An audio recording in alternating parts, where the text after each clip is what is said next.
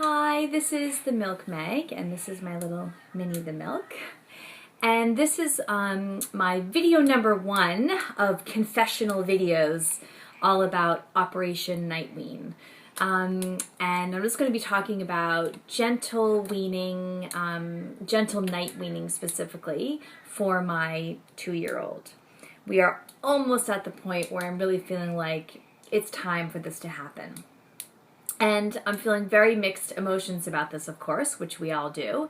Especially if we practice gentle parenting and attachment type parenting, doing night weaning can be incredibly stressful and anxiety ridden because we just don't want them to be upset, but we really know that it's time because we're exhausted, I'm exhausted, he's waking up a lot, and he also won't let me breastfeed him lying down.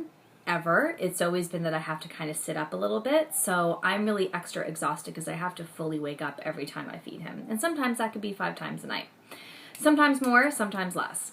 And he's at the age now that I can be gone for hours, you know, if I have some breastfeeding consults that I'm doing during the day. Just the other day I was gone for 8 hours. He's completely fine without having you know, breast milk throughout the day or breastfeeding. So it, of course, could be the same at night where I know he can go that long and be completely happy. So it's just about getting him out of that habit. He is developmentally ready to be able to do this. He understands what I'm saying, and he can talk a bit now too. So that's the difference, where if you're doing it now at this age when they're 2, they can understand what you're saying. So if you're doing it at 2 months, that's a completely different situation.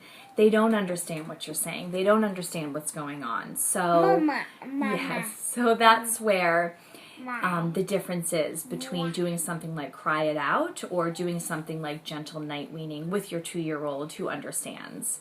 They might be a little bit mad at you, but they can communicate with you and they can understand what you're saying. So there is some confusion surrounding gentle weaning and gentle night weaning. I had someone comment on Facebook yesterday when I had written about it. You know, how can you do child-led weaning? How can you do gentle weaning? You know, how does that make sense? But child-led is not child dictatorship. There's a very big difference between the two. So you have your child who is leading this, but they are not the one dictating every moment of every day and night of how breastfeeding is going, because it's a relationship between 2 people. So yes, it's about Minnie the Milk, it's also about me, and it's about finding that balance between the 2 and doing that as gently as possible. So I have night weaned my oldest 2. They're now 7 and 11. And I did that gently and slowly over time, and it happened. But it's amazing how, even though, yes, this is the 3rd time I'm doing it, I'm still stressing out about it. I still feel anxiety over it. You don't know how they're going to respond. It's really, can be a really kind of full-on thing that all of us get so anxious about leading up to it. So making that decision and going, yep, this is going to happen tonight, you kind of freak out about it. We all feel that. So over the next few nights, not sure if I'm going to start tonight, we'll have to see how it goes, but probably over these next few days will be my first step. I'm really going to focus on talking to him about the night and the day, about how there's no booby until the sun comes up. You get to have booby when the sun comes up. But when the moon is out, and he loves talking about the moon and looking at the moon, so he knows what the moon is. When the moon is out, there's no booby, but you can have booby when the sun comes up. So it's that whole thing. He's staring at me right now. I think he knows what I'm talking about. It's that whole thing of having these conversations with them because they fully can understand what you're saying. So if you start talking about it with them leading up to, you know, even the week before you're going to start doing this, just so that they understand that this is what's happening.